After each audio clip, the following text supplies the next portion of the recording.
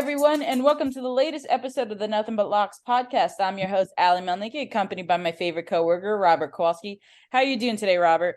Ali, doing just great. I cannot believe all of these episodes, and we have reached now the division playoffs. Boy, oh boy, has so much happened from the beginning of our preseason and looking at season win totals, and all of that's now been booked and closed. And here we are with some great matchups. I wish that they kind of mixed up Saturday and Sunday a little bit just for the viewing pleasure. But hey, I'll take these four matchups anytime. Well, I am glad about Saturday scheduling because depending how the Giants game goes Saturday night, I don't have to work the next day. So that's good. That's going to affect a lot of whether I'm celebratory drinking or if I am depressing drinking. So either way, if I want to be hungover Sunday morning, I can be. Not too hungover because I have an 11-month-old daughter that will want my every need starting at 5 a.m. But at least I'm glad that it is on Saturday. But anyway, Robert, it's interesting because if you look at the AFC, I don't think anyone would have been surprised if you said, well, the final four AFC teams are going to be the Kansas City Chiefs, Buffalo Bills, Cincinnati Bengals. Maybe the Jacksonville Jaguars would have been a little bit of a surprise. But when you look at the NFC, if someone were to say to you, yeah, the New York Giants are going to be one of the four remaining NFC teams. And let's add this. 3 of the 4 remaining NFC teams are all going to be NFC East teams. Would you have believed them? Never. That's a great point. I love the start of this episode. Never would I have said that the Giants would be in the last 4 remaining, much less 3 of the 4 out of the NFC East. That is even more jarring. I was going to say, what's the biggest surprise of all of the 8? And I was going to probably point at the Jacksonville Jaguars even more than the Giants, but no, I probably, you're right. The NFC East having 3 of 4 that is pretty remarkable. It's interesting too because I would have just guessed the final 4. If you said who's going to be the final 4 NFC teams, definitely I would have said the Packers. I would have said the Rams. I probably would have said the Bucks. Yeah. And, maybe the Niners, maybe the Eagles, although I wasn't too high on the Eagles. But this one is more shocking to me than anything. So it's just a testament to the league, how there is a lot of variety. It's not like baseball, for example, where you're always going to see the Astros, you're always going to see the Dodgers. In this case, at least for the NFC, the big guys didn't make it this year. So props to the NFL for having a nice variety of teams. But let's jump straight to the games. So we start out Saturday with Jacksonville and Kansas City. Kansas City obviously was the number 1 seed. They had the bye. Jacksonville had that remarkable comeback against the Chargers last week. Robert, what's the odds here? Ali, so this is one of those just concrete numbers that from the moment we opened it's never changed. Kansas City 8.5 and the total 53. It's a lot of points, Robert, and I made the mistake last week of laying a lot of points with the Bills and the Bengals. I'm not going to make that mistake this week. I just think this is too many points for a Kansas City team that really hasn't blown too many opponents out. Sure, they blew out the Raiders with Jarrett Stidham as quarterback, but if you look at their schedule, Robert, they haven't been a covering machine as a team like the 49ers. The 49ers, I had no qualms laying 9.5 to Seattle last week because I knew that they were just a covering machine. Kansas City is not so the case. Jacksonville, while I think it was a fluke, their comeback, I think was more of a Chargers just epic collapse. I still will give Jacksonville credit that they have Doug Peterson, who's been to the Super Bowl before, who knows how to coach in the playoffs, who is going to devise a game plan to get the most out of his team. I think Trevor Lawrence, while he still has the possibility of choking in big games, I think that second half really gave him momentum, really gave him some confidence. I'm not going to pick Jacksonville to pull off the upset. I don't think they do, but I think they land somewhere within those 8.5 points. What about you? So I am going to definitely go with Kansas City winning this game, but not covering. What have they shown as one of their most consistent traits this entire season? And not much has obviously changed between the division playoff game coming up on Saturday in the regular season. They've dealt with their injuries. They really haven't had anything massive to deal with other than, switching from Clyde Edwards-Helaire to other options of running back. So one thing that we know, at home, they're fantastic. I mean, they're fantastic everywhere, right? But they really excel at home. Kansas City 7-1 straight up at home.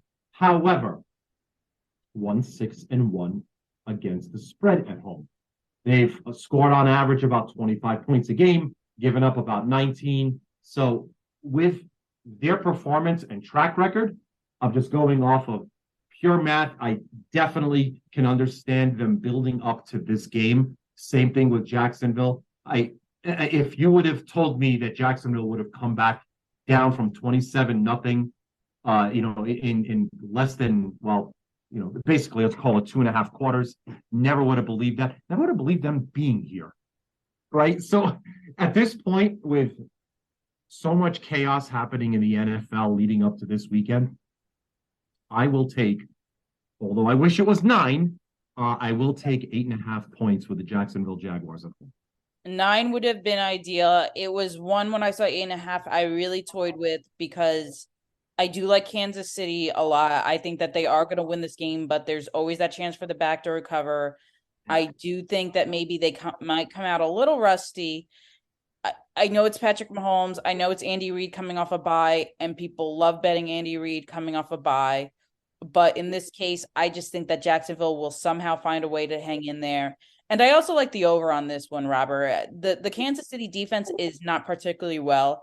I think for the Chiefs to win, they're going to have to put up definitely somewhere above 25 points. So as far as the total, I'm going to lean over. How about you?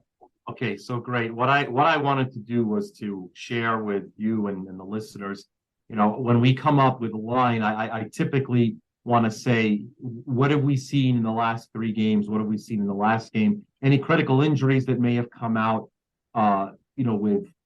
with the teams in their performance. So nothing much has changed drastically.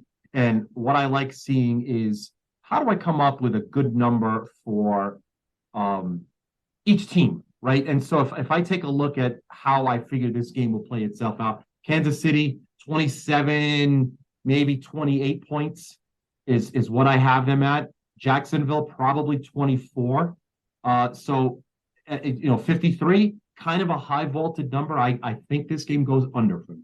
All right. It is a very close one. I'm going to take the over because the over was huge last week. I'm going to keep the trend going. So I'm going to go over here. Excellent. All right. Well, Robert and I are both in agreement. We like Jacksonville with the 8.5 points. Let's move on to the game we're going to spend most of this episode talking about, because we're biased. And that is the New York Giants, fresh off their first playoff win since they won the Super Bowl against Tom Brady in 2011. Robert, they're taking on the Philadelphia Eagles, who were the best team, I guess, record-wise in the NFC. I'll have a few things to say about that, but they did stumble down the stretch. They lost 2 of their last 3 games.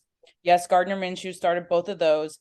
They didn't look particularly well against the Giants B squad in Week 18. I know Jalen Hurts wasn't 100%, but the Giants still covered here. What do we have for the odds entering the divisional round, Robert?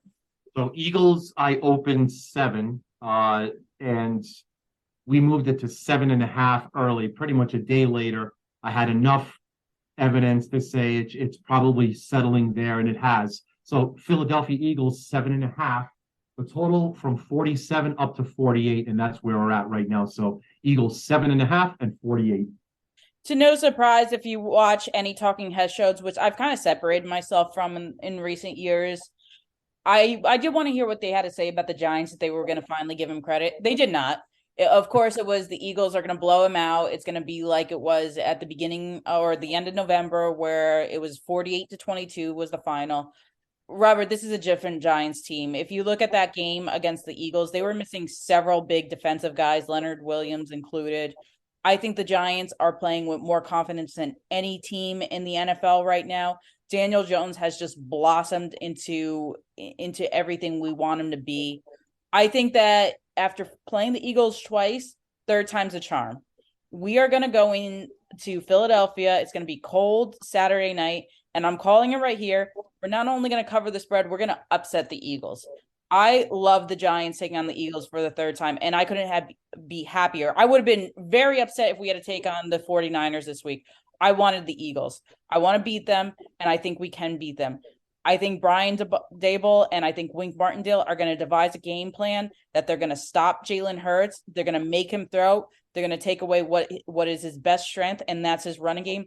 I don't know if they're going to put maybe a safety on him to blitz or follow him when usual.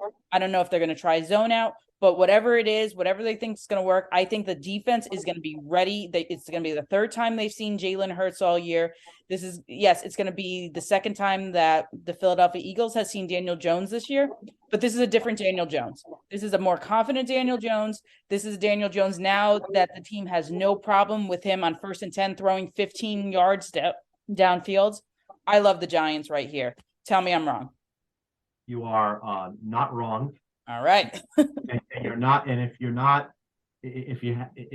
looking at the numbers, you're just not listening to our show. This is exactly what it plays itself out, just as you said it.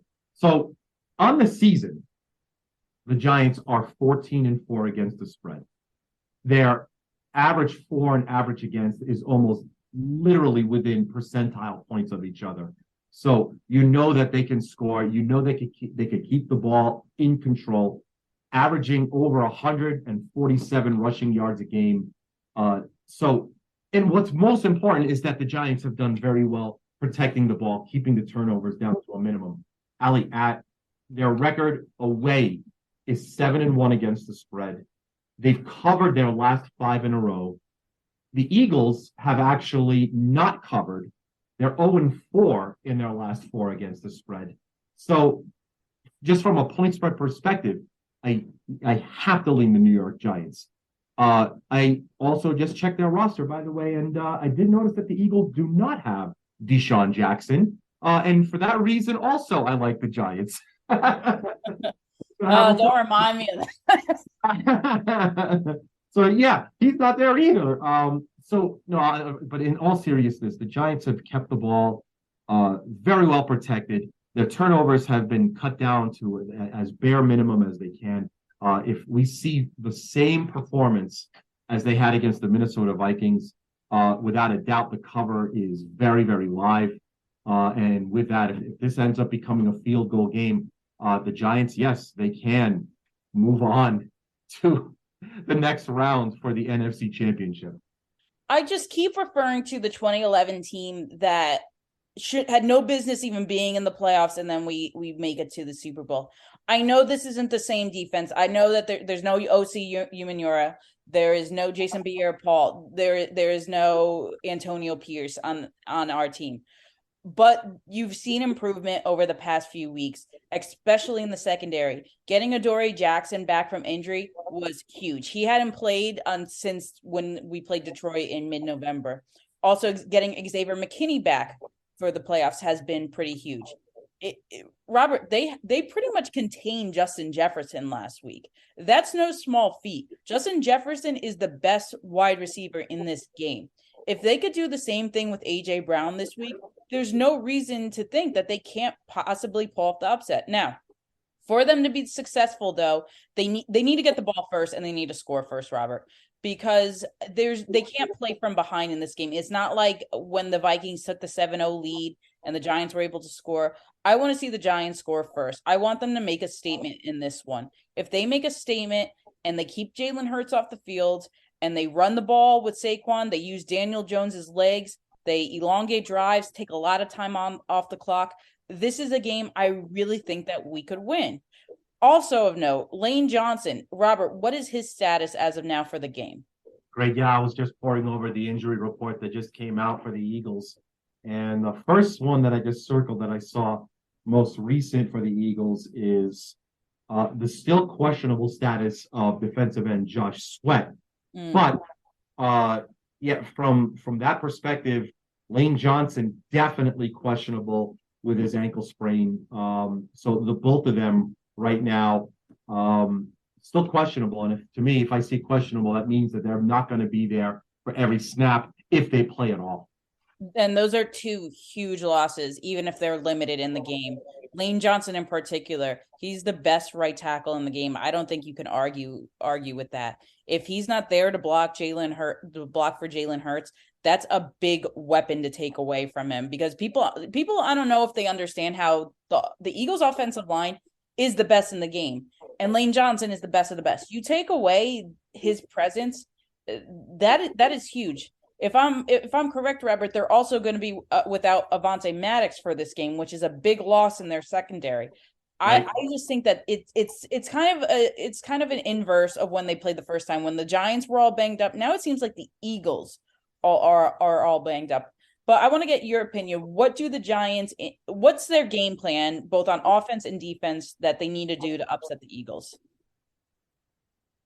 They definitely need to do one very important thing from the defensive side of the ball, and then two items that I made note offensively. So defensively, you have to have outside containment of Jalen Hurts. So if you bottle him up, keep him inside the pocket, and let him beat you with his arm, that would definitely lead towards a lower score for the Eagles, because the moment you allow Hurts to go and move out of the pocket, that's when everything starts to collapse. The more time he has outside of the pocket to create, that's where the Giants could get exposed. And I'm hoping that's something that we don't see much of at all. And by the way, we haven't really even seen Hurts really play meaningful football in about a month or so. Right. So I don't know what we're going to see of him. You would think that with all this time off that he is 100%. So even more so, that's the number one factor in getting the upset. Outside containment of Jalen Hurts. Number two, stay with the formula that got you here, and that's just a really good steady dose of Saquon Barkley, in between the tackles, and then on as much play action as you can do, and obviously just have. It may seem boring. It may seem like 1950s football, but let just Daniel Jones just do his thing. If he doesn't see an open wide receiver go, scramble and pick up the 7-8 yards or more, like we saw in the Vikings game, Allie. Yeah, that's perfectly said. I also want to point out, because I've been hearing a lot of, well, the Giants are overrated. The Vikings were overrated. They really haven't beat anyone I know. Wrong. If you look at the Eagles schedule, who of note did they beat that the Giants haven't? They both the Giants and the Eagles beat the Vikings. Both the Giants and the Eagles beat the Jaguars. And I'm just talking about playoff teams right now. Yes, right. The Eagles beat the Cowboys once, and the Giants did not beat the Cowboys. But caveat, Cooper Rush started the game that the Eagles beat them in. And then other than that, Robert, who has the Eagles beaten that's a playoff team? In fact, you can argue that the Giants have had a tougher schedule, because they beat the Ravens, who are also a playoff team. I'm not understanding this lack of respect for my team. If you're going to do a lack of respect for my team based on their schedule, then you got to do it again to the Eagles, because they haven't really been tested all season. What do you think about that? Yeah, that's a great point. If you look at strength of schedule, it's true. I mean, you got to kind of take a look and see what they've done and how they've, it's going to obviously play into next year's schedule as well. So they're probably going to have to figure out how they perform this year versus everyone else's rankings. If you do some quick analysis on what they've done, there is literally, I know it's incredible that you point this out. The Giants and Eagles both were blessed with pretty easy schedules. Right. Right. And so don't go and just say that the Eagles did, really, really great things, because they didn't really play much of anything. And for that matter, so did the Giants. Right. Both of them did end up having very easy schedules, and they did what they had to do. They beat them. They won. The Eagles, obviously, with their depth, they ended up, having a far more successful season than the Giants, but both teams definitely had a easy strength of schedule in 2022. So don't go and just visualize the Eagles as, the greatest NFL team of all time. Yeah, and that's all I want is to have fair on both sides. Don't just say the Giants are overrated because they had an easy schedule without saying the Eagles have as well. I know we could talk about this all day, so we'll put it on record that Robert and I both like our New York Giants to cover. I'm gonna call the upset. Let's get a take on the total, Robert. It's about 48. I'm gonna lean under on this one. If the Giants play how I want them to play, I think it's gonna be low scoring because they're gonna contain Jalen Hurts. There's going to be a lot of time taken off the clock with long drives. So I'm going to lean under on this one. How about you? Yeah, so if we see what we predict is true with the Giants, I have to say that they're going to have to crack the 20.5 points that most places are posting them with their total points. They'll probably need to be around 23.5. If they crack 24, Ali, I think that's the magic number. The Giants crack 24 points, they win this game. That's it. 100% agree. Eagles around 27.5. So again, if they could limit them to 3 touchdowns or less, 3 touchdowns and a field goal, they have a very live chance of winning this game. And they need to win the turnover battle, Robert. If they can force Jalen Hurts to throw an interception or recover a fumble, that's going to turn the game around in their favor. So the defense has to be aggressive. They have to make turnovers. All right, let's move on to the Sunday games. The Bills and the Bengals are the first ones to kick off. Robert, there's a lot of questions surrounding the Bengals. There's a possibility 3 offensive linemen could miss that game. The Bills, they had a tough one against the Dolphins last week, but I'll wait till I get to analysis. But there's some kind of concession that they might rebound this week. What are we looking at for the spread here? This one was really strange. I didn't expect the line to move in this direction this quickly. So initially, the Bills opened 4.5, went down to 4, stayed there for a bit, and now there's been a heavy push starting yesterday afternoon on Buffalo again from 5 to 5.5, and I just seen the first Nevada book go to 6. Not us, but Buffalo, mostly 5.5, the total 48.5. And I've talked to so many people who are 100% on the Bengals and have been telling me, yeah, you might be right with your Bengals pick. Well, listen, everyone, my picks can change based on injuries and based on matchups. I've loved the Bengals all year. You've heard me say it. They're my AFC pick to go to the Super Bowl. I said it last week. I said it the week before. I've said it all season. I love the Bills in this game. I do. I love the Bills. I think that the Bills will bounce back from their poor showing last week against Miami. I don't think that you're going to see the turnovers. But most importantly, if Joe Burrow is missing 3 of his offensive linemen, including Alex Kappa, who I believe is getting off to a rocky start practicing this week, I think Lael Collins is going to be out.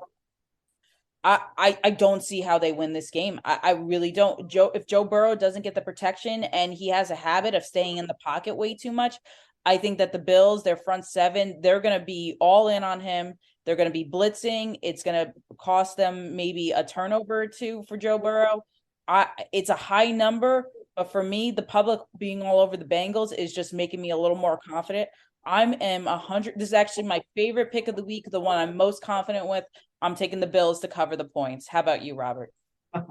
I want to just point something out to our audience.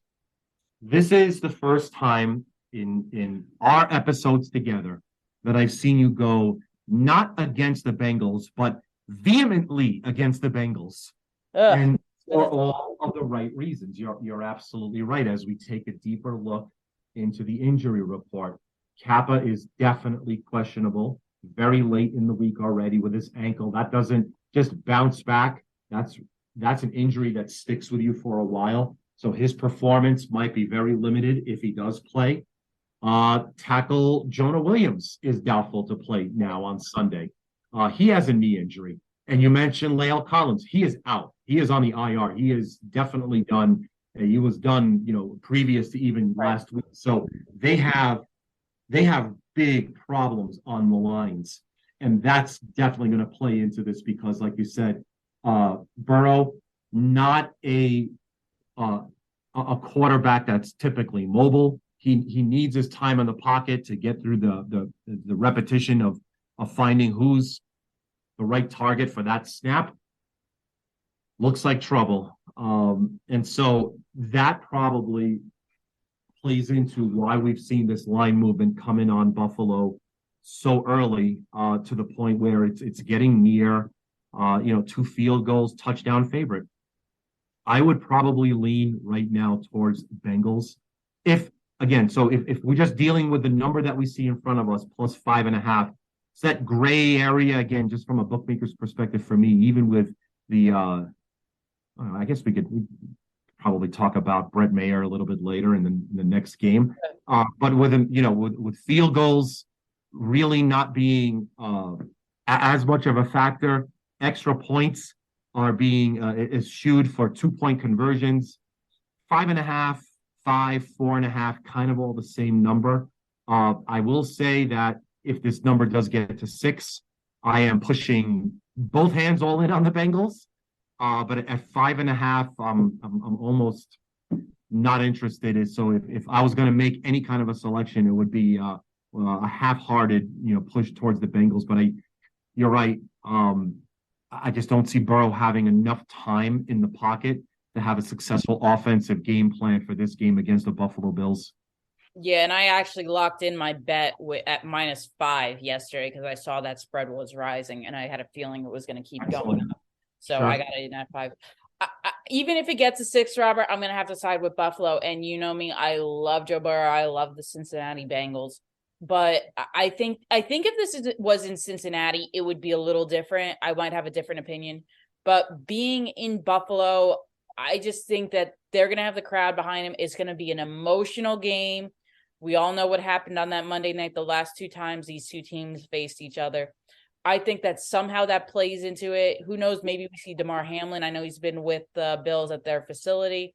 But I think that they'll have all the motivation in this game. They're not going to be sloppy like they were against Miami. They can't be sloppy like they were against Miami. And to be honest, I don't think they took Miami seriously. I don't think they took Skylar Thompson seriously. I think they got their bad game out of the way. I think they come back and just explode. This is the Bills game for me. And I'm also going to lean with the under on this one because if it plays out how I think, I don't see the Cincinnati scoring a ton. What do you think about the total? Okay, great point there. You're right. I've got the Bengals around 21, 23. And the Bills should be 25, 26, maybe 27. Right. So if that's the case, yeah, I probably am looking more again. If he doesn't have time, he's not going to have the ability to, crack 21 points, Burrow, that is. Then my lean would be under as well, Allie. Yeah, I think the under is the way to go. And Robert, I'm curious at Baldini's, what is the betting going on? Are more people siding with the Bengals right now or the Bills? Okay, great. So early on, sometimes you have to make a position early just off of ticket count because that's going to let me know in how the bell curve is going to swing. And so when I saw I was at a 10-1 deficit on Buffalo Bills tickets, that's when I knew that the 4 was definitely going to move up. So I was one of the first to go to 5.5 within the money line being adjusted, of course. So most cases you could see right now, Buffalo opened up as a -210 favorite and plus 180 on Cincinnati. So I swung heavily with Buffalo up to 240 and plus 200. What that basically had was, so even though we had the ticket count on the spread on the Bills, once I was the first to get to 2-1 odds on the Bengals, I got some significant pops on the Bengals money line. And so from a bookmaker's perspective, if the Bills win, don't cover, we take down the entire pot. Well, as it is now, most books now have reached past 240. They're up to 250, some 255s. So in reality, the advantage, so to say, on the 2-1 play on the Bengals, it's gone now because now most places have the Bengals at plus 210.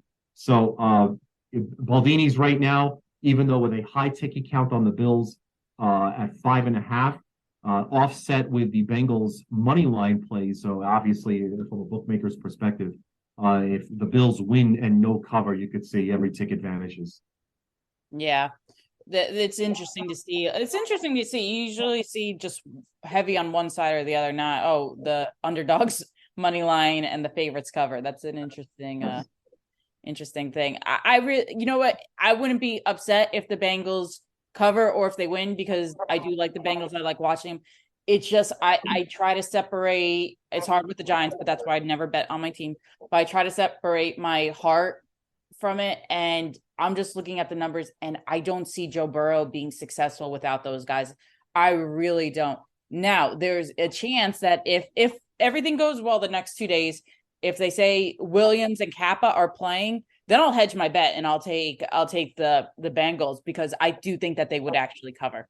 But from now, I'm gonna go with the notion that we're not gonna see Williams and we're not gonna see Kappa.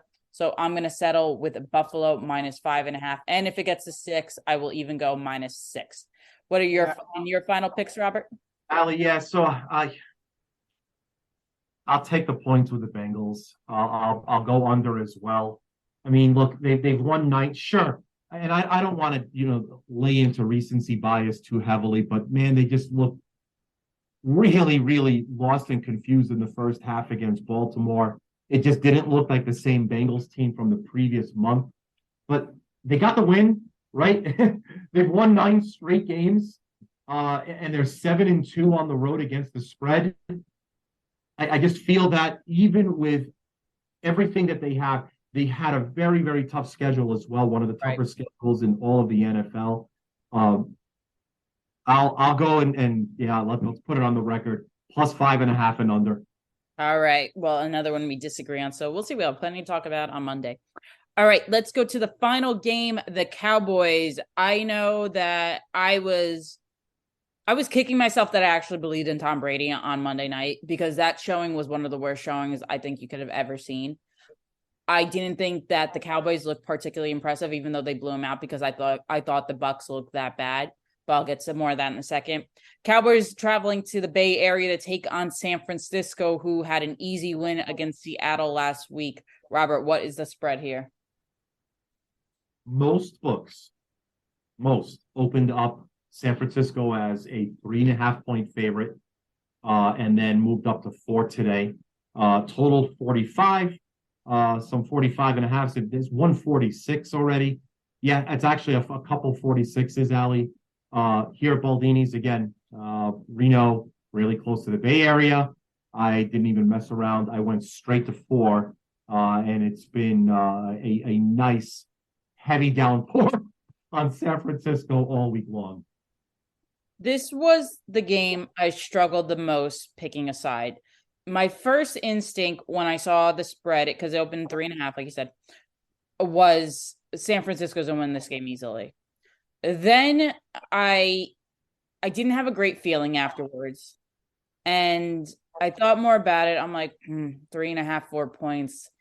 Is Vegas trying to tell me something? Where's the public going? And then I kind of leaned to the Cowboys. Then I thought even more, and I said, I saw that game Monday. I saw how bad Tampa Bay played.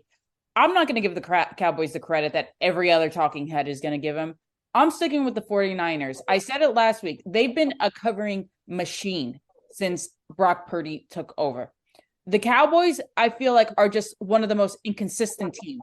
They blow out the Vikings, and then they nearly lose to the Texans the following week. I think that this is a game. Let's also remember that the 49ers are going to have 2 more days of rest than the Cowboys. I think that the Niners easily win this game. How about you, Robert? I can't agree with you harder here. Ever since acquiring Christian McCaffrey, this 49ers team has just been walking on the clouds. They're 14. I mean, look, they're 14-4 on the year, 12-6 against the spread. More importantly, at home, 9-1 straight up, 8-2 against the spread. They've won 11 straight. 4 games have gone over the total. They're averaging 30 a game, right? If you're not going to score 30, you will lose. Yeah. not forget who they're playing. You can pretty much bank on it right now. If I had to go ahead and set a total on a total number of interceptions thrown by Dak Prescott, and I put it as a half, tell me who's going to go under that total. Yeah. So I will agree with you here. And again, to me, the 4.5, 5.5, same number. For it to only be at 4 does not make sense at all. This is a incorrect number. I have already adjusted the money line significantly higher than anyone else in the market. I'm actually the highest money line priced on the Niners. So in the inverse, you can't get a higher price anywhere on the Dallas Cowboys in Nevada other than right here at Baldini's. Well, now a bunch of people are booking their flights to. So if you want the Dallas Cowboys to win this, you want to bet it here at Baldini's. Yeah, Robert, listen, I don't think people understand how bad the Bucs are. I'm going to say it again. They had no business being in the playoffs. I think Carolina would have put on a better showing. Heck, I think that the Saints would have put on a better showing against the Cowboys than the Bucs did. Tom Brady, if he doesn't retire this offseason, I will refuse to watch any game that he plays in with any team last year. I don't know how you could sign him after watching that performance. He rushed passes, even though he still had plenty of time. It looked like Chris Godwin and Mike Evans mailed in the game. The defense, I don't even know what was the defense. And you had the Cowboys kicker, Mayer, who missed 4 extra points, and you still couldn't capitalize on this. This was not a good showing by the Bucs. I think that the public is reacting way too much to the Cowboys beating a bad Bucs squad. You want to talk about overreactions? This is one of the biggest overreactions of the week. The Niners have just blown through their competition. It might have not been the sexiest competition, but you look at some of the other people they beat, the Commanders. They destroyed the Commanders' defense, and the Commanders have a very good defense. They destroyed they even destroyed the Bucs defense. They put up 40 points on the Bucs. This is, to me, is a no-brainer. I think Dak Prescott throws 2 interceptions minimum. I wouldn't be surprised if he throws 3. The Cowboys have not played a team with a defense as good as the 49ers, I don't think, all season. This, to me, I think that the 49ers win by double digits. I know I said that the Bills are my favorite pick of the week. This is probably the 1A to the 1 on this one. I'm all over the Niners. I'm going to go completely step in step with you here. There's not really much that any team in this league, and I guess this will probably lean into more towards my championship selection. And if you want to go ahead and light that fuse, we can do that right now. There's no one that's more loaded than the Niners. Purdy has proven that he can run this offense as adeptly as anyone in a Niners uniform. There's a list of players that just can't be stopped from top to bottom. Can't stop McCaffrey, you could line him up anywhere. Can't stop Ayuk, you could line him up anywhere. Can't stop Deebo Samuel, you could line him up anywhere. By the way, Kittle, you want to line him up at fullback? Go ahead, line him up at fullback. Wide receiver, line him up there. Tight end, line him up there. It's who do you double? Who do you double? Who do you leave on single coverage? So if this one has the Niners in a win and a cover, and that's as emphatic as I can get on any podcast. This team is destined to win the championship with a 7th round pick at quarterback.